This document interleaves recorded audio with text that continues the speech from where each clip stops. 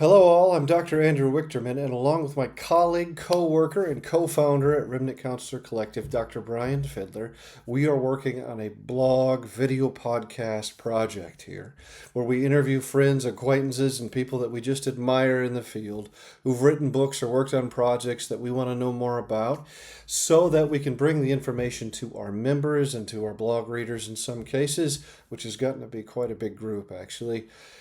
And today we interview our other friend and coworker at Colorado Christian University, Dr. Mark Mayfield, who's written a book called the Mental Health Handbook for Ministry. Actually, that's not entirely true. He edited the book, and Dr. Fiddler and I, and many of our colleagues at Colorado Christian, and a few other places as well, have written the chapters, and Dr. Mayfield has edited them. The book, we think, will be of big benefit to pastors, lay people, and even practitioners who need more information from Christian perspective in those specific areas. So we're going to talk through the book with Dr. Mayfield, talk through the heart of the book and the reason why he wrote it and the hopes that we have for it. So we hope you enjoy. You mentioned that 25 to 40% of individuals with mental health issues seek help from clergy first. Yeah. What do you see as the biggest gap between pastoral care and the professional mental health? I laugh because that's a loaded question. I think it's well-meaning people that have no idea how to respond to some of these things that they're getting. Mm. Back in 2018, I was a part of a task force with the Department of Health and Human Services in DC, and we developed a neighborhood faith and neighborhood partnerships guide for clergy on how to really, like the 8-step guide on how to sit with people that are dealing with mental and emotional health. And it's that I just think there's a naivety to some degree with clergy that they can operate out of their same toolbox.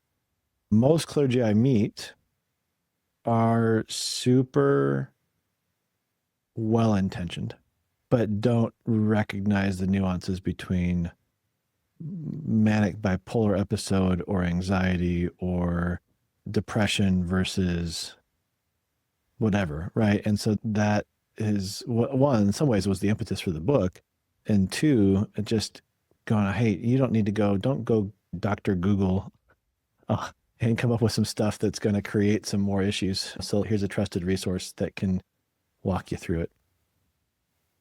So what would you say to a clergy, a church leader who feels maybe completely overwhelmed by the needs in their congregation? Where should they begin? Yeah. First, buy the book. Shameless plug, right? First, buy the book. But what I will tell them, just like we do with some of our textbooks with our students, if you are going to buy the book for your clergy, buy them the dividers, like we did with our DSM-5. Because what I'm telling clergy now as I'm speaking, like, this is not a read-through book. This is not a sit down next to the fireplace one evening with a glass of juice or whatever your choice of drink is and read through it. It's somebody comes in my office and they're complaining of symptoms of depression. Give me a second. Let me go to the depression section. Let me get my homework done and read through this. That's what this book is intended for. And so I think that's a big first step. But then, the resources you guys have on Remnant, the stuff that we do at CCU, American Association of Christian Counselors, there's tons of resources out there for people to help develop mental health ministries. I know you guys did a training, a month and a half ago on setting up private practice, mental health ministry type stuff. And so there's a lot of great resources to point pastors in the right direction. It might be just getting mental health first aid trained. I think that's such an amazing resource because there's lots of material that I'm sure I can be overwhelmed by as a mental health professional. So I'm sure clergy, church leaders could also be overwhelmed. Just having one resource, one book that they could pull off the shelf, indexed, where they can go directly to the sort of presenting struggle or issue that someone in their congregation may be suffering with, and start doing their homework really right from there, and then being able to access other resources. Yeah. Yeah. So then, okay, how can ministry leaders better discern whether someone is facing a spiritual issue, mental health diagnosis? Because if they're naive, how can they distinguish on a regular basis? Well, I think we do a good job, right? We do a good job in the book. And I say we because the two of you are on this book as well. I think we do a good job in this book really going, what is it? What does the Bible say about it? And what are your steps? What are your next steps? And I think I think a lot of times we, and I say we, me included, can get too much in the weeds. Is this a spiritual issue? Is this a mental health issue? And I think the answer is yes. Our friend John Eldridge talks about this idea that we're all this mess of gravitational field of sin, brokenness, and spiritual warfare. And sin, our choice, brokenness, being in this world, and spiritual warfare is the principalities of this dark world that are fighting against those things. I don't think a pastor has to give up that lens. I think they just need to be mindful of what is being presented in their office. And it's going to be a spiritual issue, but it might be manifesting as depression or anxiety or something else. And so I think that's where this resource comes in handy. I think it's where pastors get so caught up in, I don't want to under or over spiritualize this or miss something. I think is when we get in our heads. And I know you guys can speak to this just as easily as I can. And Mark, I really appreciate the way that you're emphasizing the connection between mind, body, spirit. And I wonder what your thoughts are as to why many Christians, certainly those that I interact with within various communities, still at least feel the pull to treat these as separate domains when dealing, especially with mental health. If I'm going to be very direct, it's a misunderstanding of Scripture. And soften that a little bit. Like we have to understand that even back in Deuteronomy, the Shema, love the Lord your God with all your heart, with all your mind, with all your strength. There's the 3 parts. Then that becomes fulfilled and then commanded in Matthew 22, the great commandment, right? And I think those 3 parts are a beautiful representation of the triune God. And so when we deny any one of those parts, we're denying a part of the way God has designed us.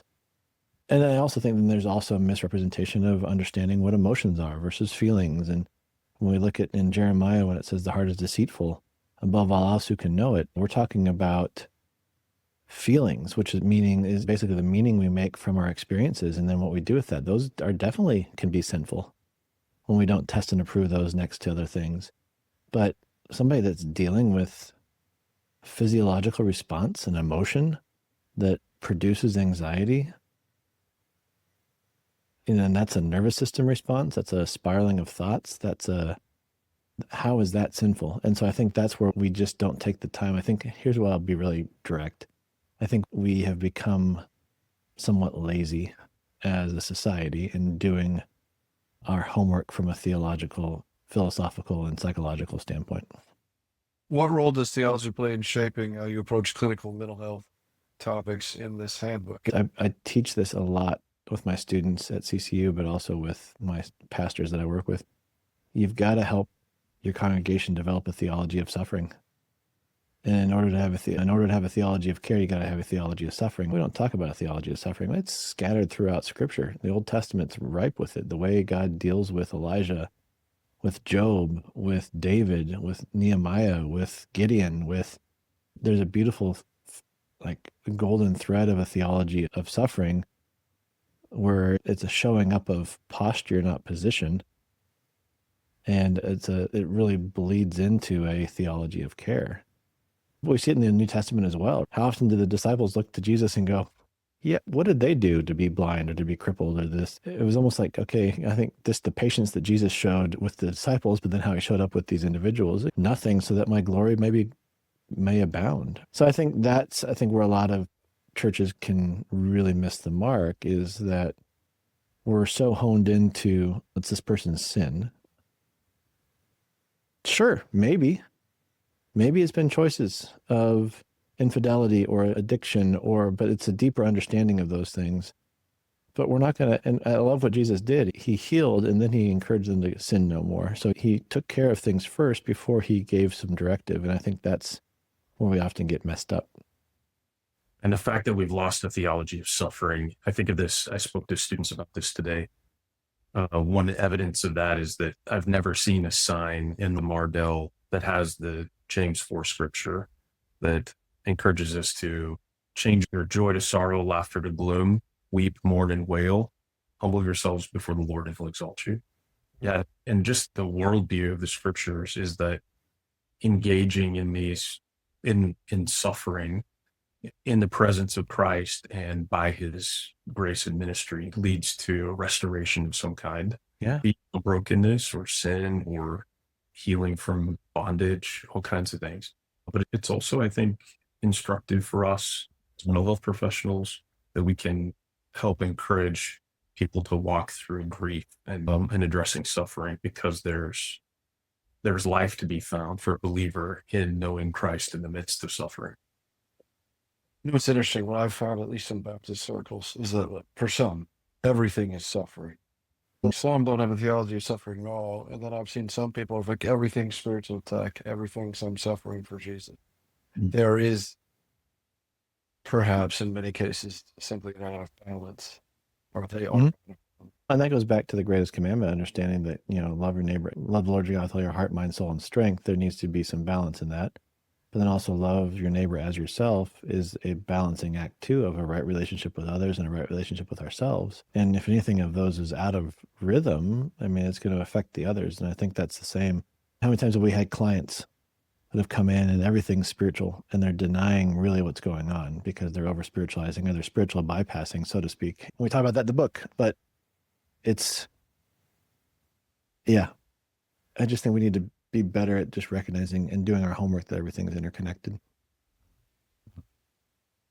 About the book, it provides this kind of crash course, like you mentioned, on these various topics: depression, trauma, anxiety, suicide.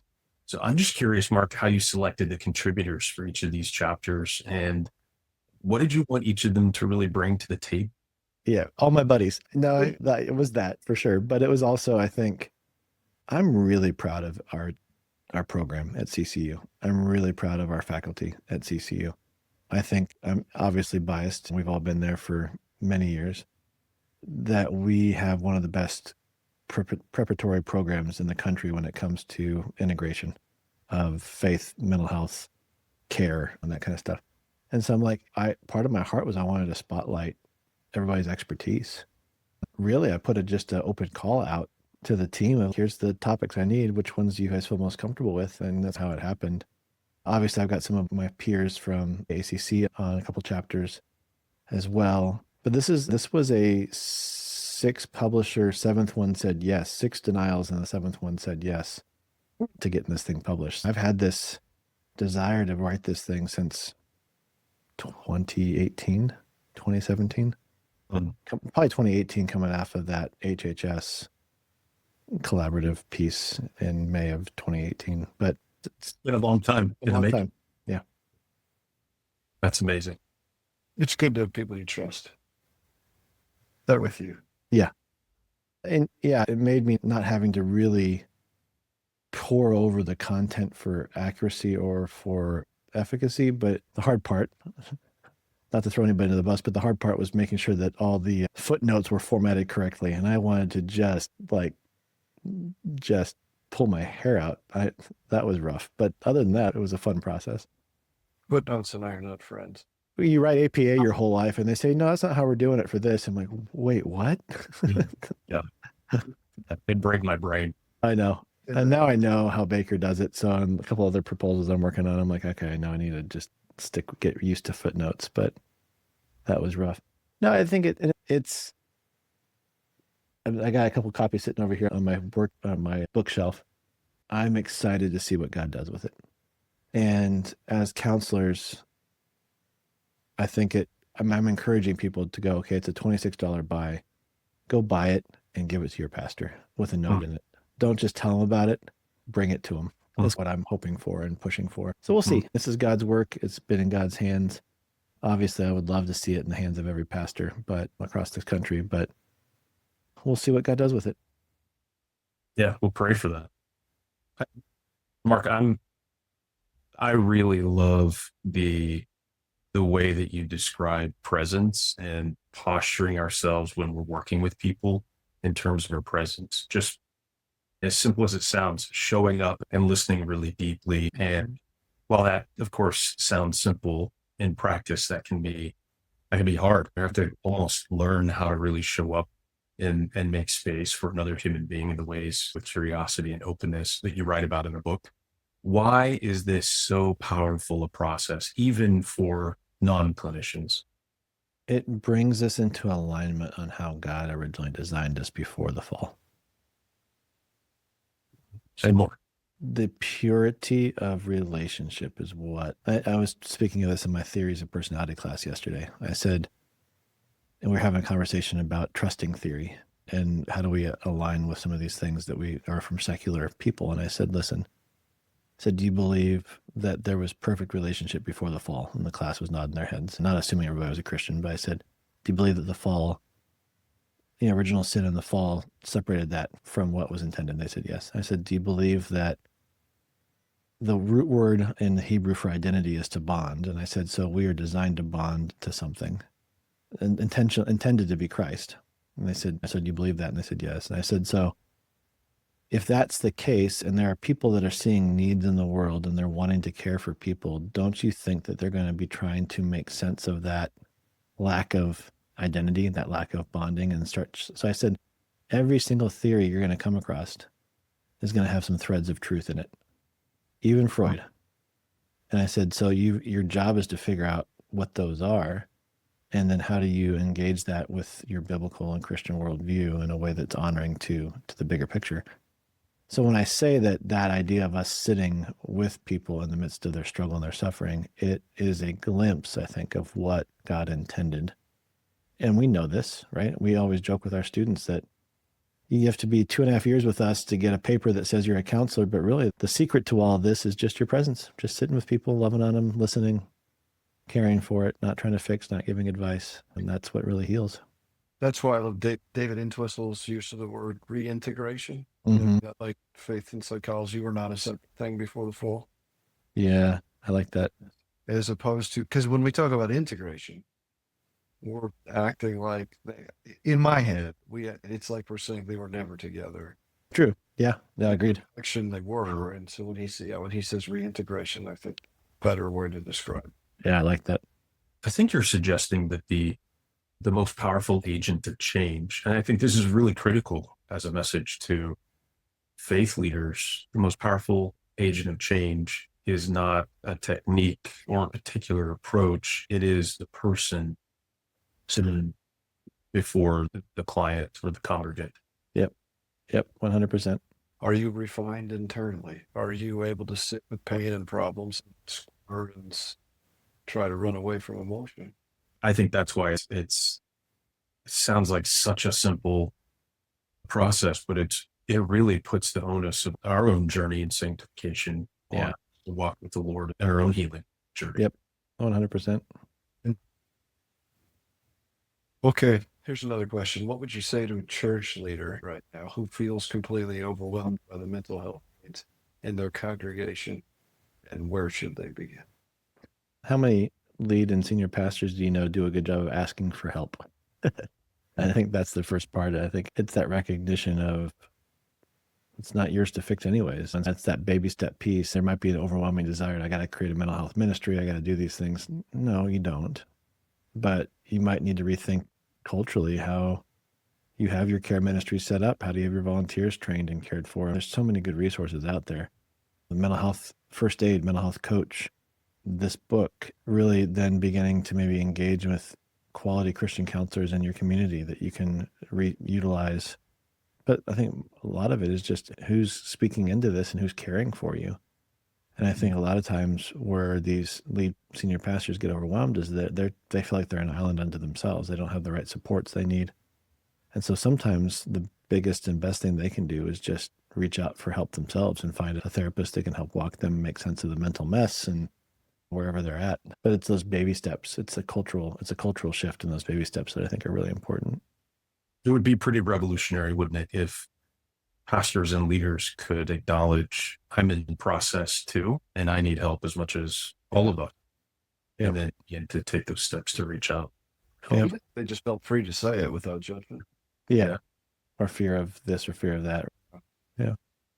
One of the things that comes up as a theme in the book are attachment theory and kind of trauma-informed care. And along this topic, I'm just curious, how can churches create these safer relational environments that would really foster this kind of secure attachment and healing where people can reach out for help and feel like somebody will respond and be present to them in their place of suffering? How do we do that? So simple.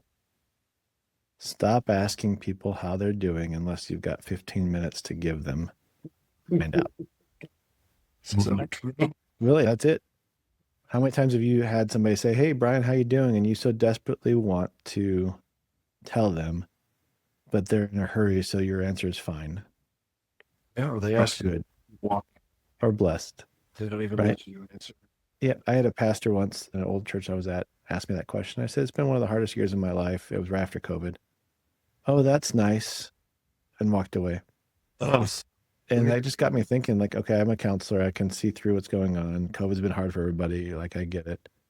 But for him to go, "Dude, like, really? What's going on?"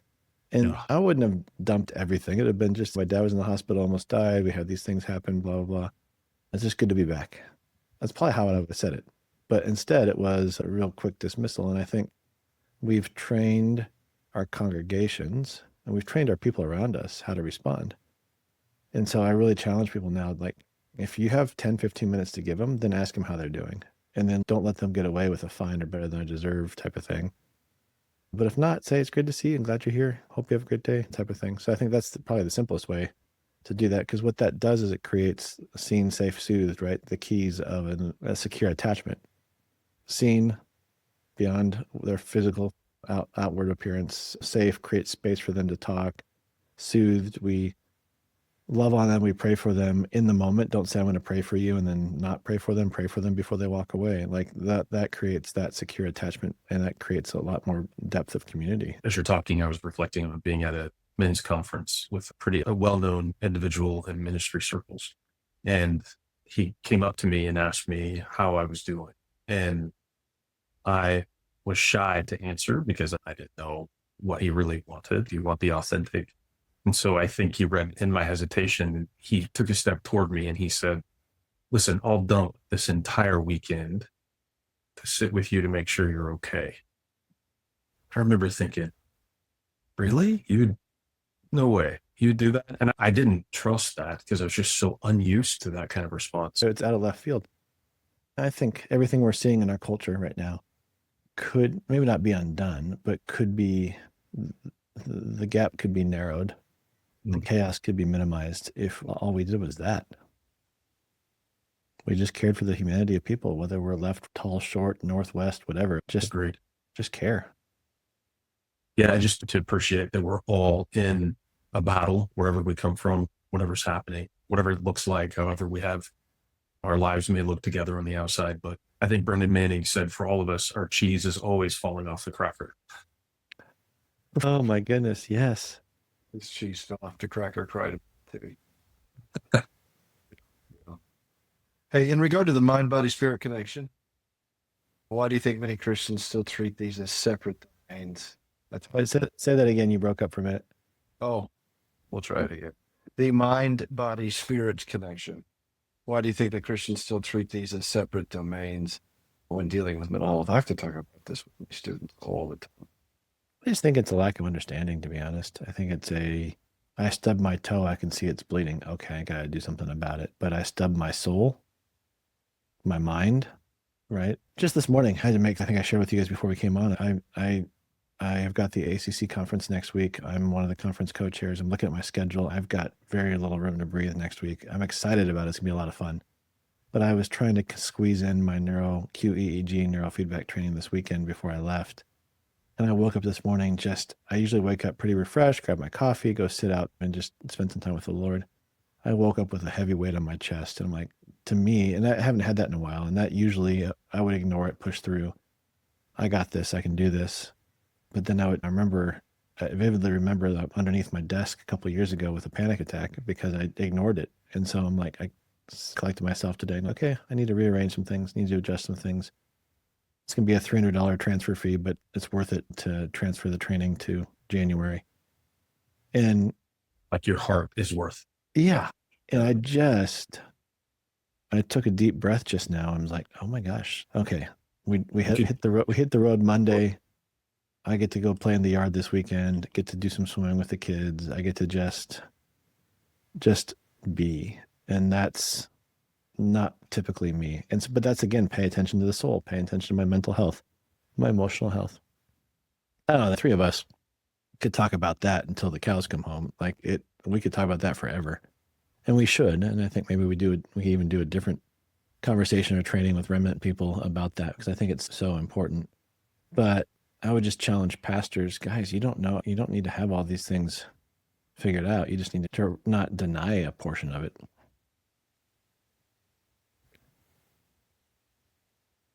Man, it's inspiring to hear you talk about that arc because I think it's catching when one person will regard their heart as a treasure of the kingdom and not overburden it, even with good things, ministerial things. I know, just to hear that you would take care of it the way you're doing. I've seen Andrew do the same. So you referenced the stages of change by Prochaska and De Clementi. How can ministry leaders walk with someone who's stuck in pre-contemplation, especially when they're resistant to help? Oh my goodness, I love that question. I really think every pastor needs to be trained in the stages of change because that's going to shape who we go after and who we stay consistent with. And so this idea of pre-contemplation means they have no idea that they need to change. They don't even think something's wrong. They think everything's great and the world around them is falling apart. Life's not going really well. And I think it's a right understanding of our role. We are not the Holy Spirit, and yet we are called to be ministering and to loving. And so what I tell my students is how do we look for opportunities to create cognitive dissonance in people that don't think they need to change? And so when I talk about that, okay, we're using big clinical words, but it's this idea of I see that person, I see their world falling apart, I see there's some things that they can do. How do I show up with my posture and love on them, but then also call out discrepancies in ways that are not going to off-put them, but call out that. And so it's this idea of being seen. Hey, Andrew, it sounds like, you're doing great. You say you're doing great, but man, like your van broke down last week and you have some mold in your kitchen. I can't imagine how you're not, it's hard to, how are you holding all that together? So it's calling out some things and creating some cognitive dissonance. And it's not saying, dude, you're delusional. What's going on? I'd be a wreck. That wouldn't go over very well either. But it's like, and so I think for pastors to go, okay, I'm going to keep my eye on Andrew because he's in that pre-contemplation stage. Brian's in that contemplation action stage. So I know that any kind of conversations I have with him is going to produce fruit. Or Andrew, I just need to be consistently showing up, consistently loving on him, consistently seeing him where he's at for who he is, and create opportunities for that cognitive dissonance to kick in so that when everything breaks, he's a pile on the floor, I'm there. Or when he recognizes like, no, I'm not doing okay, he knows that somebody's been consistent in showing up, and then he'll come to me. I actually had Yeah, sorry, but I was going to say the week my dad passed, we were at residency, and I got back to the airport to my car, and this big ugly van had backed into my relatively new Forerunner, like the front bumper. Got home, the power had been out. My wife couldn't get it back on part of the house, so I had to figure that out. And the dehumidifier had broken too, so I had to fix that. And it was like that. It was like I needed somebody to stop me and say, "Hey, what's really going on?" Yeah. And I don't know that it was pre-contemplation at that point because of where we are in life with things. But it's the kind of thing on what we've been talking about the whole time, where people walk by you when they're saying, "How are you?" Don't bother to stop. Things gonna happen in batches, hard things happen in batches, and you just need somebody to look you squaring, just Yeah. tell you like I need to understand. Yeah. yeah, maybe just see behind a little bit. Frederick Buechner talked about the coats and hats that we put on to protect ourselves against the world's weather. We just need somebody to be able to know who we are behind and underneath the hat, coat. Yeah, like maybe we need to, sometimes it makes sense to deny some things are happening or just have to survive, but to know that there's somebody that, like you're saying, by the time we're more in a contemplative stage, ready to change, Yeah. that there's somebody that's been seeing us. Yeah. Yeah. I think a lot of folks don't even know the difference between the changes, but they also wouldn't know how to approach people from points anyway. No, that's kind of why I put it at the beginning of the book in the introduction piece, to give pastors a chance to understand where people are or might be at, so that they're not overextending themselves in ways that are not going to return any kind of movement. That's brilliant, because you're setting the expectation, but also helping to shape the amount of engagement or the energy that a leader would be giving out to someone based on how they're reading their readiness to change. Important, really excellent, well-written, and biblically sound material that would really equip ministry leaders. Yeah. Excited. Thank you, guys. It's always fun to see you all.